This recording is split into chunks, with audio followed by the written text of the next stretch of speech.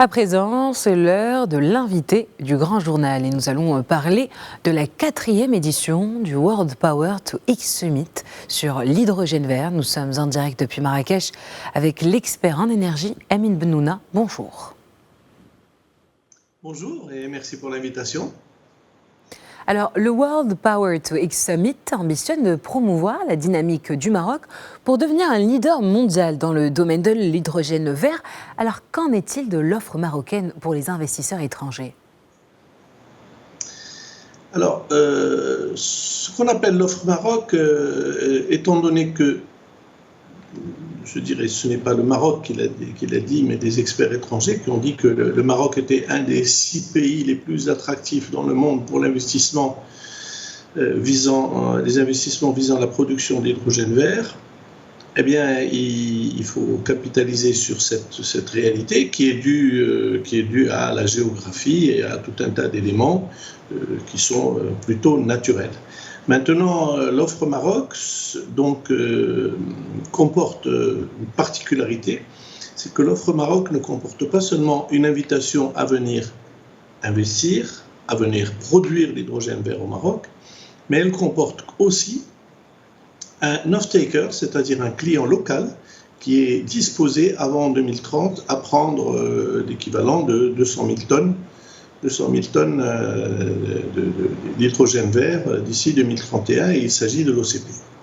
Parce que la production l'hydrogène aujourd'hui est utilisé dans l'industrie, pour les fertilisants notamment, mais aussi dans la métallurgie, dans l'industrie lourde, l'industrie des métaux ferreux et non ferreux. Et il sera utilisé aussi dans les applications énergétiques lorsque son prix baissera. Et son prix ne baissera que lorsque la quantité d'hydrogène vert produite et vendue aura augmenté. Très bien, alors où en est justement la production d'hydrogène vert et le projet d'ammoniac vert pour l'industrie marocaine ? Alors, l'industrie marocaine, dans l'immédiat, la demande formulée, quantifiée et datée, c'est celle de l'Office chérifien des phosphates qui, comme je l'ai dit, souhaiterait... en fait, l'OCP ne veut pas d'hydrogène vert, l'OCP souhaite de l'ammoniac vert qui est produit lui-même à partir d'hydrogène vert. L'OCP consommait jusqu'à 2000 environ 1 million de tonnes d'ammoniac. Ce chiffre devrait passer en 2030 à 2 millions de tonnes d'ammoniac, et l'OCP envisage que la moitié de cet ammoniac soit de l'ammoniac vert, donc produit à partir d'hydrogène vert, ce qui suppose une production locale de 200 000 tonnes environ d'hydrogène vert. Alors, tous ces milliers et millions de tonnes ne parlent pas, mais il faut savoir que la production mondiale aujourd'hui d'hydrogène vert ne dépasse pas elle-même quelques centaines de milliers de tonnes, entre 200 et 500 000. Donc, en réalité, l'offre Maroc comporte en elle-même une demande qui est de l'ordre de grandeur de la production mondiale d'aujourd'hui. C'est la particularité la plus importante dans l'offre Maroc. C'est ce qui la distingue notamment de tous les autres pays. Je veux citer l'Australie, l'Arabie Saoudite, l'Égypte, le Chili. Nous, une particularité, c'est que nous avons un marché immédiat. Nous avons quelqu'un qui attend pour consommer l'hydrogène vert produit au Maroc sous forme d'ammoniac vert. Alors, cet événement, le World Power to X Summit, se veut un événement incontournable pour explorer les initiatives, mais aussi les stratégies relatives à l'hydrogène vert et aux technologies. Alors, comment peut-on accélérer la concrétisation de l'économie de l'hydrogène vert à grande échelle, notamment en Afrique ? Alors, en Afrique, j'avoue que je ne saurais pas que répondre, parce que pour moi, l'Afrique, ce n'est pas un pays, c'est 50 pays. Donc, les situations sont complètement différentes. Et je me contente de parler du Maroc, je connais un peu mieux que la totalité des 50 autres pays africains. Et en fait, je vois que depuis qu'on a commencé à parler de l'hydrogène vert, de production d'hydrogène vert, tout le monde est pressé. Il faut savoir que la demande formulée par l'OCP, elle est pressée, elle est urgente. Mais les choses ne pourront pas aller plus vite que la musique, n'est-ce pas? Déjà, nous allons devoir mettre sur la table 1 million de tonnes d'ammoniac vert en 2031, c'est-à-dire 200 000 tonnes d'hydrogène vert. Alors, c'est déjà un certain challenge. Et accélérer, il y en a certains qui voudraient accélérer, aller plus vite. D'abord, on ne va pas plus vite que le marché. Lorsqu'on a une demande, on satisfait d'abord la demande, on fait autre chose après. Et puis ensuite, la production d'hydrogène pour les utilisations énergétiques, je ne pense pas que l'hydrogène sera compétitif face aux combustibles conventionnels avant 2035-2040. Donc, on a le temps de faire. On a le temps de faire se rencontrer les gens, on a le temps de faire avancer la recherche-développement, on a aussi le temps de fédérer les capacités, que ce soit les capacités de production d'énergie, que ce soit les capacités de dessalement d'eau, parce qu'on va produire l'hydrogène à partir d'eau dessalée, que ce soit les capacités de production donc de systèmes d'électrolyse, etc. Alors le Maroc envisage en particulier de faire en sorte que les électrolyseurs, au moins ceux destinés au marché marocain, soient fabriqués au Maroc. On verra. C'est peut-être la partie la plus compliquée, on va dire. Alors pour revenir au développement socio-économique que peut apporter l'hydrogène vert, qui reste aussi une avancée technologique majeure, alors comment se réalise la promotion de l'innovation et le développement technologique des entreprises ?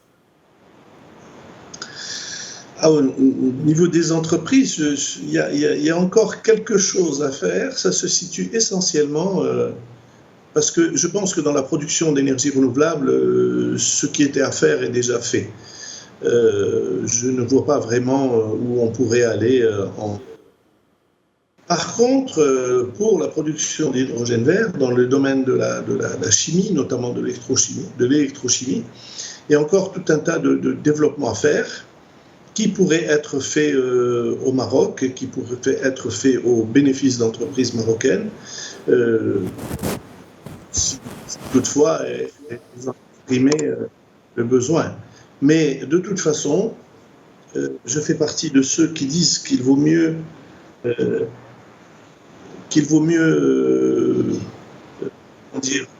fabriquer son pain, quitte à ce que l'on n'ait pas à fabriquer la farine. Si vous voyez ce que je veux dire, c'est que si on devait passer par du transfert de technologie dans un premier temps, et je pense que c'est ce que l'OCP envisage de faire, c'est-à-dire dans un premier temps, c'est du matériel connu, testé, voilà, qui va être installé pour produire l'hydrogène destiné à l'OCP. On n'imagine pas de chercheurs trouvant des solutions qui vont satisfaire l'OCP d'ici 2031, c'est un leurre. Par contre, pour aller au-delà, pour aller chercher non pas quelques centaines de milliers de tonnes d'hydrogène, mais aller chercher des millions, des centaines de millions de tonnes d'hydrogène, d'ici là, nous avons le temps de voir venir, et puis la recherche-développement a peut-être le temps de faire quelques innovations ici et là pour faire en sorte que cet hydrogène devienne le moins cher possible, le plus vite possible. Parce qu'il faut dire la réalité, hein. C'est que l'hydrogène aujourd'hui, l'hydrogène sur le marché est vendu à environ 70 dirhams le kilo. Et pour qu'il soit utilisé de façon efficace dans le domaine de l'énergie, il faut qu'il descende à 10 dirhams, c'est-à-dire il faut son prix, je n'ai pas dit son coût, il faut que son prix descende d'un facteur 7 environ pour la production d'électricité et qu'il descende d'un facteur environ 3 pour les usages de transport. Vous voyez qu'on n'y est pas encore, et on y ira, et le Maroc apportera sa pierre à cette progression. À présent, est-ce qu'on peut se pencher sur les perspectives et les opportunités de financement dans le secteur de l'hydrogène vert et des molécules propres? Je ne pense pas qu'on va réinventer la poudre. Les mécanismes de financement sont les mêmes que ceux qu'on a vus partout. Pour attirer les entreprises à s'installer au Maroc, à produire au Maroc, on a déjà une expérience vécue et réussie dans le domaine notamment de l'automobile et de l'aéronautique. Il n'y a plus qu'à reprendre les concepts de base de cette stratégie et la dupliquer pour ce qui est l'hydrogène vert, et notamment l'hydrogène vert destiné à l'énergie dans le futur. Parce que l'hydrogène destiné à l'industrie ne représente que 100 millions de tonnes, et bon, sûr, c'est énorme par rapport à déjà ce que nous allons produire maintenant, mais ne représente que 100 millions de tonnes, et il y a déjà la moitié de ces 100 millions de tonnes sont destinés aux hydrocarbures qui, eux, produisent directement l'hydrogène à partir des hydrocarbures qu'ils extraient. Le Maroc, pour l'instant, n'est pas encore dans le domaine de l'extraction d'hydrocarbures, donc pour l'instant, nous sommes un peu en marge. Par contre, alors, ce qui va être fait sans doute par l'OCP, c'est de faire financer de faire un peu ce qu'on fait dans les PPA, c'est-à-dire dans les Purchase Power Agreements, quand on achète de l'électricité à quelqu'un qui investit pour vous, à un développeur, eh bien là, l'OCP n'a pas de raison de mettre toutes ses billes dans ses usines à gaz, si je puis dire, même si c'est un gaz hydrogène. L'OCP fera sans appel à des contrats d'achat sur terme pour acheter de l'eau dessalée, il y a plusieurs étapes pour acheter de l'eau dessalée. L'eau dessalée à partir d'énergies renouvelables, pour acheter de l'hydrogène vert et pour acheter enfin de l'ammoniac vert. Je ne pense pas que le CP va se mettre en capital dans tout ce business-là.